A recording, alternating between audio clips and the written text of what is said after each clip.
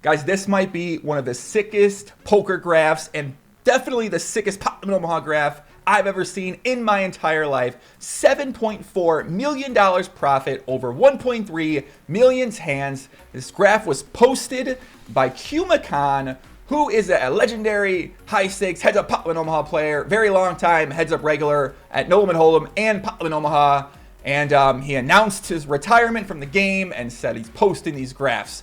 So I posted my graph earlier today on my Instagram story and on Twitter. Played 3,000 hands, made 10 buy-ins. I thought I was pretty good. And now I see this graph and I'm ready to go play poker for the next 25 million years of my life to try to make a graph like this. It's the sickest graph because in Pot Limit Omaha you think about there's variance. Well, this graph, it's just a sweet line up, 1.3 million hands. Just beautiful, honestly. I've never seen really anything like this before in my life.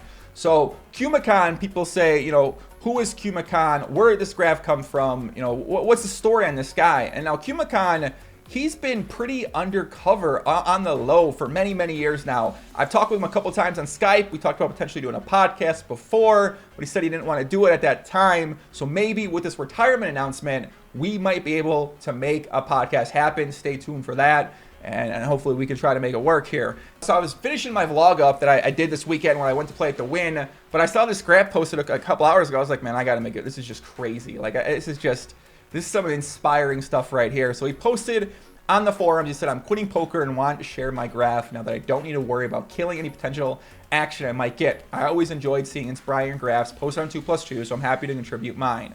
These are my results over the past 5 years. I did this without ever really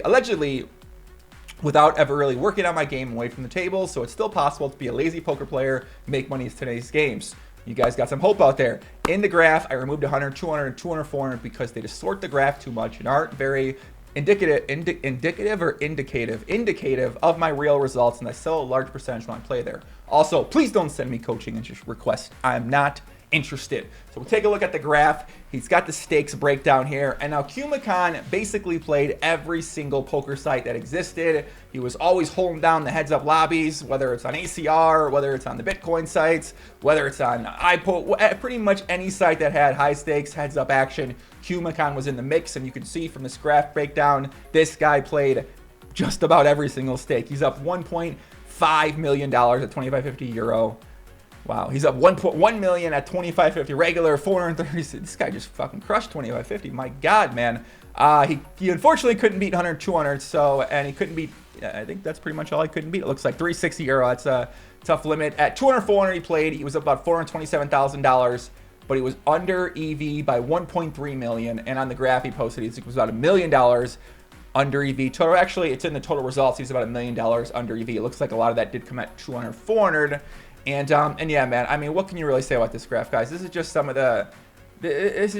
it's crazy. And you might ask, why is he retiring? And honestly, we don't know. Who knows why he's retiring?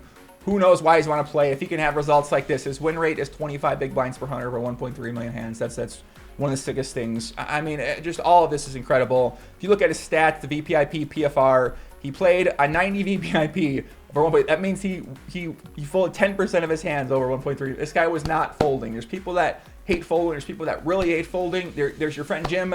There's your friend Steve who don't fold it often enough at the local casino. And then there's Cumicon. This guy was calling every raise from the big blind. They're limping or raising all of his buttons. And I don't know, man. I feel like if I try to play 90 VPIP, I'm gonna get smashed hard. But this guy's playing 96% of his hands at 200, 400, which is just incredible. And you guys, if you follow the high stakes action, Cumicon and Donnie Stern, Ansky had a big battle going on at the 200, 400 games. I don't know if that's one of the big things that may have caused the retirement for Ansky or not. I'm not really sure. But I'm pretty sure Cumicon did come up on the winning side of that. He talked about how he sold action for those games too. I think that some of the German guys were buying action, some of the high stakes online regulars. I'm not quite sure specific which guys those were, but that's when he talks about how he sold action at those stakes. I mean, he had a lot of money, it seems like. I don't know why he would have sold action, but yeah, man, this is incredible work ethic and incredible results. And wow, if you look at the high stakes database, so high stakes database only has Cumicon up about $1 million. So you guys can kind of see, and obviously a lot of these hands took place on all the sites. So you can kind of see high stakes database isn't always the most accurate source for how much money someone's up. You know, they have Cumicon up $1 million. He posts his graph, he's up $7.4 million. You know what I'm saying? So you can't really rely on this to be like, oh, this guy's up this guy's up that.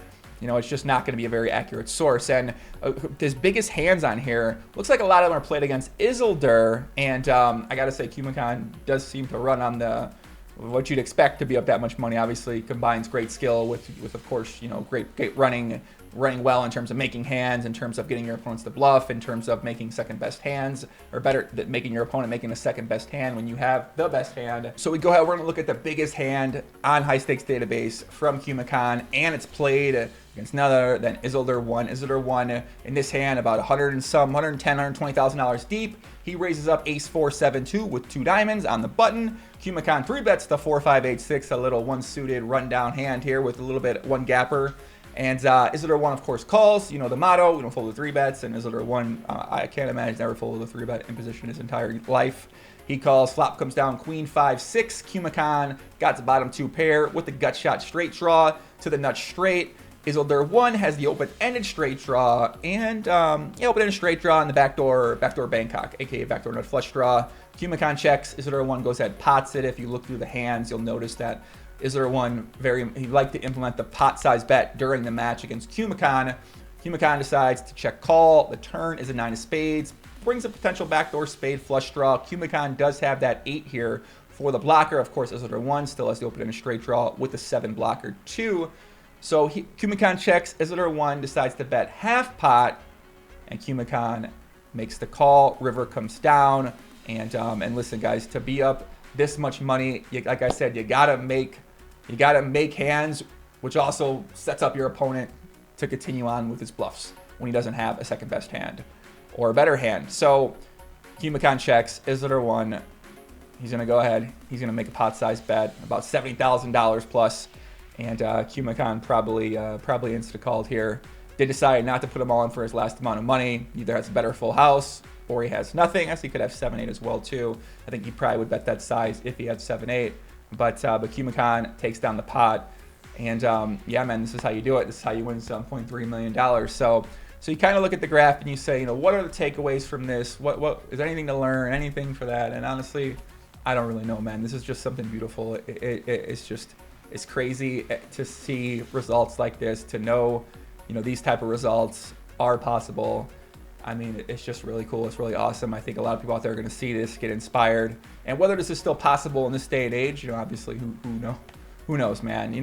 I think if you're one of the best high stakes players who will play anybody, of course, it's still possible for you to make a lot of money. Obviously, you're going to get less and less action in this day and age. But, like I've made some videos recently too, and no matter what, there still is a lot of money to be made at poker, no matter what you aspire to make 20K, 50K, 100K, 200K in a year, whatever you kind of aspire to make, unless it's in that, higher 6 figures, then you got to be really, really good. And you also got to get action. You got to put in a lot of hours, but it's still very possible to make money at poker, especially at Pop Them in Omaha on the internet. And yeah, man, kind of what I got, guys. Want to share that graph to everybody out there. Kind of want to know your guys' thoughts, what you think about this. And you know what? I give us a challenge. Let's all try to play 90% BPIP heads up in our next heads up matches, and let's see what happens. So be back tomorrow with the vlog. If you guys want to follow along with my poker results, I'm posting on my stories. I'm going to be grinding a lot of poker online and live on my Instagram at PoppyGTO. Check it out.